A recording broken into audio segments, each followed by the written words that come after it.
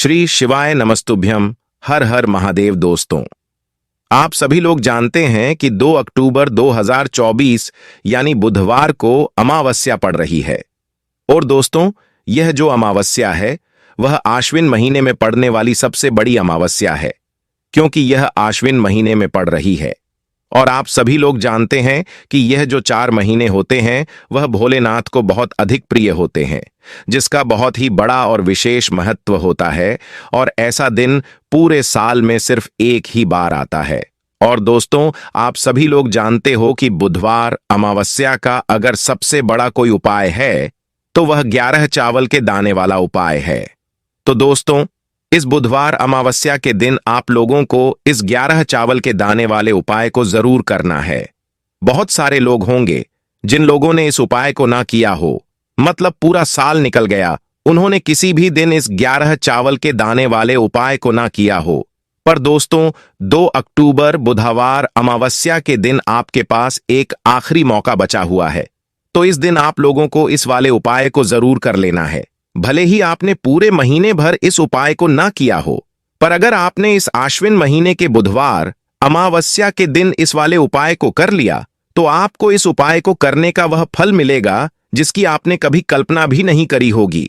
इसीलिए आप लोग इस वाले उपाय को एक बार जरूर कर लेना, ताकि आप लोगों के हाथ से यह मौका ना जा सके और आपको इस उपाय को करने का फल मिल सके।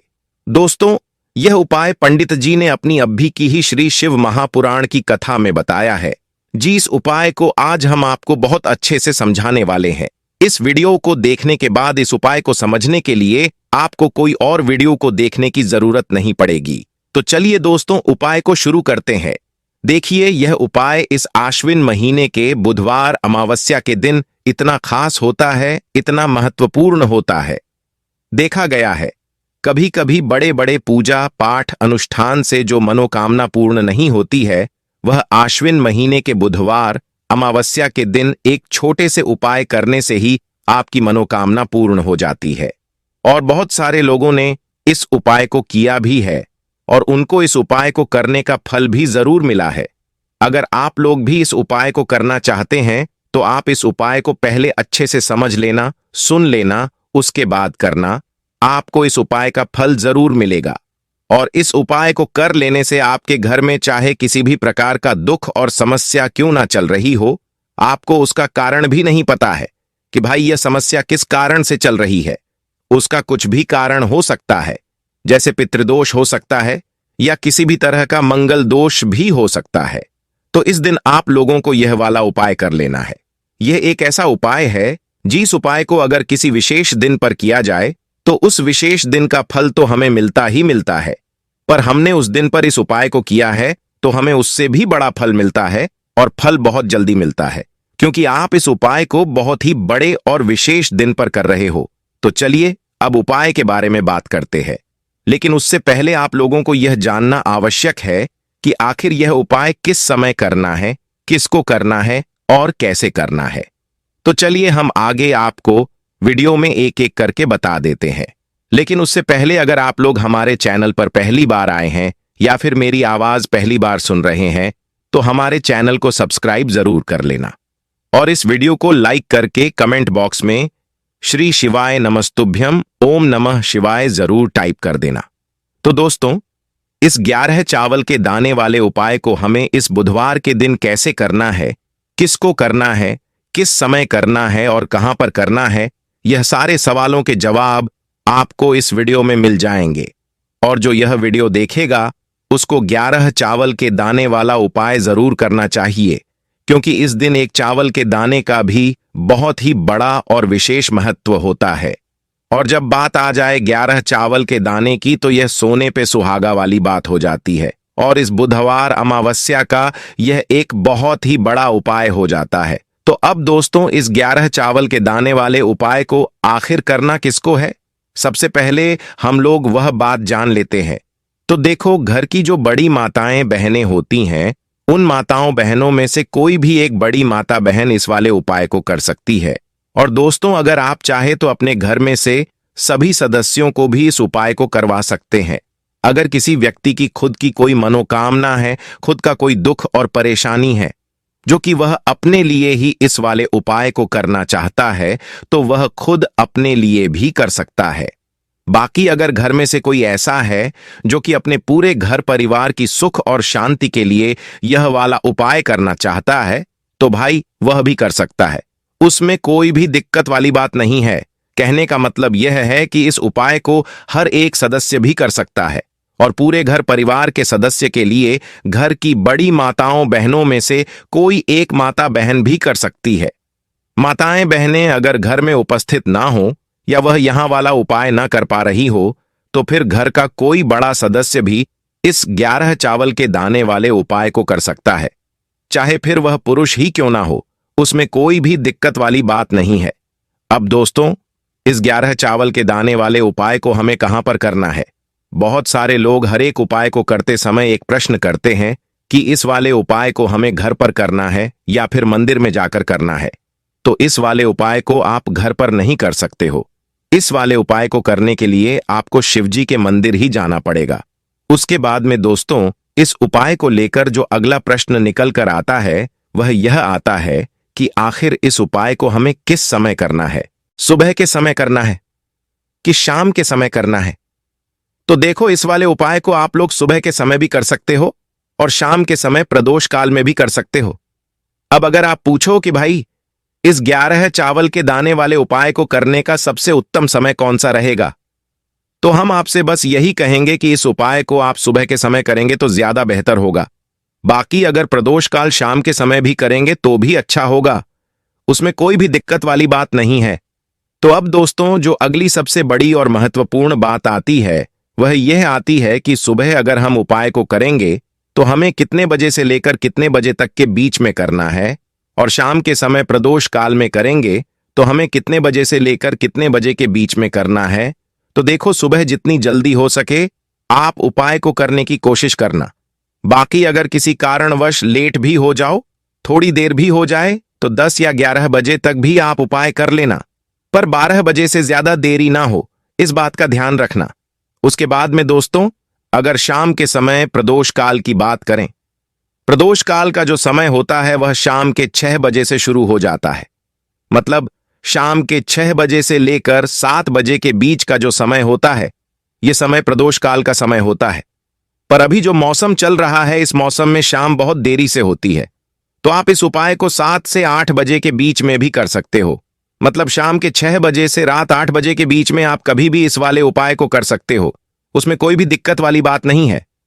अब दोस्तों, यहां पर इस उपाय को लेकर एक और सबसे बड़ी बात यह निकल कर आती है कि इस 11 चावल के दानों को हमें लेना कहां से होता है, और हमें इस उपाय को करने के साथ में क्या और कुछ भी सामग्री ऐसी होती है जो शिवजी के मंदिर लेकर जानी पड़ती है।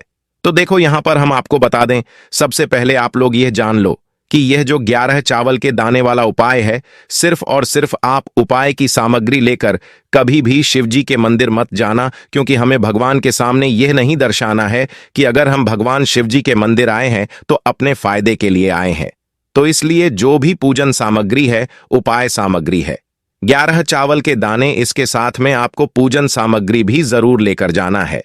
देखो, अगर सुबह के समय उपाय कर रहे हो तो सीधी सी बात है, 1 लोटा जल तो आप लेकर जाओगे ही जाओगे।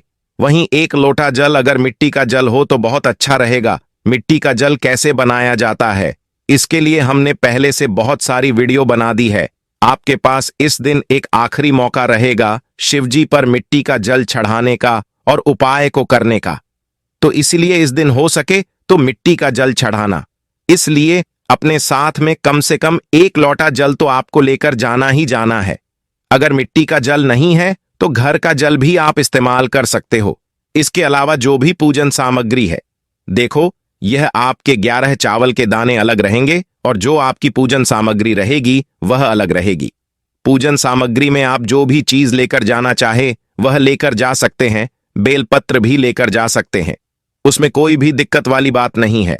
वहीं अगर हम शाम के समय की बात करें तो शाम के समय शिवजी पर जल नहीं चढ़ता है, इसीलिए शाम के समय आप लोग एक दीपक तैयार कर लें, जो कि गोल बाती का, आटे का, शुद्ध देसी गाय का घी का होगा।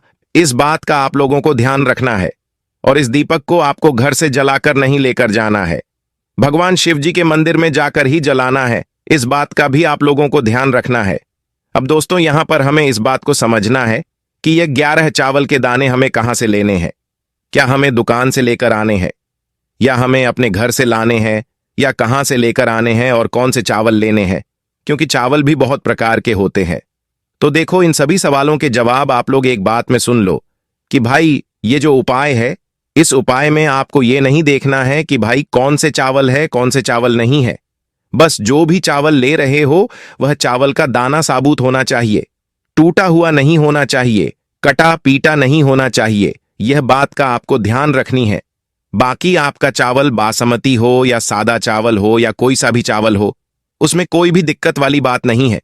तो सीधी सी बात है कि आपके घर के रसोई घर में जहां पर आप भोजन बनाते हो, वहां पर जो भी चावल आपके उपस्थित हो, उन चावलों में से अपनी एक कटोरी भर लेना या एक मुट्ठी चावल अलग से निकाल कर रख लेना, क्योंकि हम 11 चावल ही यहां पर इस उपाय में लेने वाले हैं। तो हमें यह चावल के दाने गिनकर निकालने पड़ेंगे। इस बात का आप लोगों को ध्यान रखना है। तो अपने उस चावल की कटोरी में से या चावल में से 11 ऐसे चावल के दाने आप लोग निकाल लो जो कि टूटे हुए ना हो, कटे पीटे ना हो, जिनमें कोई दाग ना लगा हुआ हो। अच्छे साबुत 11 चावल के दाने आप लोग निकाल कर रख लो और इन्हें किसी भी एक कागज की पुड़िया में या किसी एक छोटी सी कटोरी में आप लोग रख लो, ताकि यह सुरक्षित रहे। आपके एक भी चावल का दाना इधर उधर ना हो और आपका उपाय भी पूरा अच्छे से हो जाए। तो भाई, जैसे ही आपके उपाय की जो सामग्री है, 11 चावल के दाने तैयार हो जाते हैं, उसके बाद में आपको जो भी अपनी पूजन सामग्री है, सुबह के समय कर रहे हो तो एक लोटा जल या पूजन सामग्री जो लेकर जाना चाहो उसकी भी तैयारी कर लेना। और शाम के समय जा रहे हो तो अपना जो दीपक है उसे तैयार कर लेना। और उपाय को करते समय शुद्धता का विशेष रूप से ध्यान रखना। सुबह स्नान करने के बाद ही आप लोग उपाय को करने की तैयारी करना। उसके बाद अगर शाम के समय की बात करें तो शाम के समय आपको स्नान करने की जरूरत नहीं है, पर शुद्धता का ध्यान रखना है। शाम के समय प्रदोष काल में आप हाथ मुंह धोकर भी इस वाले उपाय को कर सकते हैं। इसमें कोई दिक्कत वाली बात नहीं है। तो आप अपने उपाय की पूरी सामग्री तैयार करके अपने घर के पास में जहां पर शिव जी का मंदिर हो वहां पर पहुंच जाए। सबसे पहले शिव मंदिर में जाकर आप लोगों को उपाय नहीं करना है।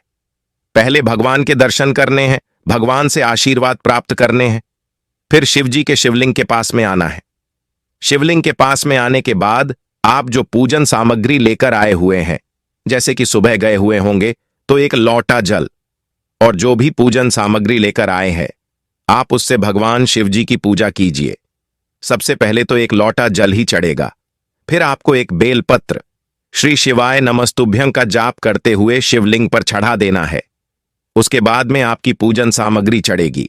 उसके बाद अगर आप शाम के समय इस उपाय को कर रहे हो तो अपने साथ में कम से कम एक दीपक जो गोल बाती का है, जो आप अपने साथ में लेकर गए हो, उस दीपक को मंदिर में जाकर अपनी माचिस से जलाना है और उस दीपक को शिवलिंग के पास में रखना है। इस दीपक को रखने के बाद ही आप लोगों को अपना यह वाला उपाय शुरू करना है और दीपक को ज्यादा पास में मत रखना। वैसे भी गर्मी पड़ रही है, भगवान शिव जी को आंच नहीं लगनी चाहिए। तो भाई, जैसे ही आपकी पूजा अर्चना हो जाती है, आप भगवान शिव जी को प्रसन्न कर लेते हैं। उसके बाद में शिवलिंग के पास ही में आप कहीं पर बैठ जाइए। सामने या आसपास जिस जगह पर आपको बैठना हो वहां पर बैठ जाइए और अपने वह 11 चावल के दाने अपने सामने निकाल कर रख लीजिए, क्योंकि अब यहां पर आपको उपाय को करने की तैयारी करनी है। और इस तरीके से जब आप उपाय करेंगे, पूजा अर्चना करने के बाद, तो आपको उपाय का फल बहुत जल्दी और बहुत बड़ा मिलेगा। तो अपने 11 चावल के दाने आप सामने निकाल कर रख लेना और यह जो उपाय है यह आपकी सीधे हाथ की हथेली से होगा, इसीलिए इस बात का भी विशेष रूप से ध्यान रखना है। तो सीधे हाथ की हथेली का प्रयोग करके ही आप लोग इस वाले उपाय को करना। आपके सामने जो भी कागज की पुड़िया है उसको खोल कर रख लो, या कटोरी है तो उसे अपने सामने रख लो और अपने वह 11 चावल के दाने निकाल लो। उसके बाद में दोस्तों, अब शिवलिंग आपके सामने होगी तो आपको वह 11 चावल के दाने एक एक करके आपको शिवजी के शिवलिंग के ऊपर चढ़ाना है। आपको चावल के दाने अपनी हथेली से शिवलिंग के ऊपर चढ़ाने हैं। भले ही फिर वह अपने आप जलाधारी पर गिर जाए या वहीं पर गिर जाए, उसमें कोई दिक्कत वाली बात नहीं है। पर आप शिवलिंग के ऊपर ही चढ़ाओ। तो आपको क्या करना है? आपको अपना पहला चावल का दाना उठाना है, श्री शिवाय नमस्तुभ्यम बोलना है और शिवलिंग पर चढ़ा देना है। इसी तरीके से दूसरा चावल का दाना उठाना है, श्री शिवाय नमस्तुभ्यम बोलना है और शिवलिंग पर चढ़ा देना है। और फिर तीसरा चावल का दाना उठाना है, श्री शिवाय नमस्तुभ्यम बोलना है और शिवलिंग पर चढ़ा देना है। इसी प्रकार से आपको पूरे 11 चावल के दाने एक एक करके शिवजी के शिवलिंग के ऊपर चढ़ाने हैं और हर एक चावल के दाने को चढ़ाते समय श्री शिवाय नमस्तुभ्यम जरूर बोलना है। उसके बाद में ही यह चावल का दाना आपको शिवलिंग के ऊपर चढ़ाना है। जैसे ही आपके 11 चावल के दाने शिवलिंग के ऊपर चढ़ जाते हैं, उसके बाद में आपको भगवान से अपनी मनोकामना बोलनी है। मनोकामना भी कब बोलनी है? जब आपका 11वां चावल का दाना आपके सीधे हाथ की हथेली में हो और आप उसे चढ़ाने के लिए जा रहे हो, तभी आपको श्री शिवाय नमस्तुभ्यम बोलकर उस आखिरी चावल के दाने को शिवलिंग के ऊपर चढ़ा देना है और फिर भगवान से अपनी वह मनोकामना बोल देना, जिस मनोकामना के लिए आप लोग अपना ये वाला उपाय कर रहे हो। जिस भी दुख और परेशानी के लिए आप लोग अपना ये वाला उपाय कर रहे हो, उसके बाद में जैसे ही आप अपनी मनोकामना बोल देते हो, आपका यह वाला उपाय पूरा हो जाता है। पर दोस्तों, उपाय को करने के बाद आप लोगों को 2 मिनट भगवान शिवजी के मंत्र का जाप जरूर करना है और मंत्र का जाप करने के बाद भगवान से एक और बार अपनी मनोकामना के लिए या अपने जो भी दुख और परेशानी है उसके लिए प्रार्थना करनी है। इसके बाद में आप लोग भगवान को देखकर, भगवान से प्रार्थना करके, उनसे आशीर्वाद लेकर वहां से उठ सकते हैं और अपने घर पर जा सकते हैं। बस दोस्तों, यहां पर यह वाला उपाय पूरा हो जाता है। इस तरीके से जो भी व्यक्ति छोटी छोटी चीजों का ध्यान रखते हुए इस 11 चावल के दाने वाले उपाय को करेगा, निश्चित सी बात है उसकी मनोकामना जल्द ही पूर्ण होगी और जो भी दुख और परेशानी है वह भी बहुत ही जल्द दूर होंगे। तो दोस्तों, अगर आपको हमारी यह वीडियो पसंद आई हो तो इस वीडियो को लाइक और चैनल को सब्सक्राइब जरूर करें। हर हर महादेव। ओम नमः शिवाय।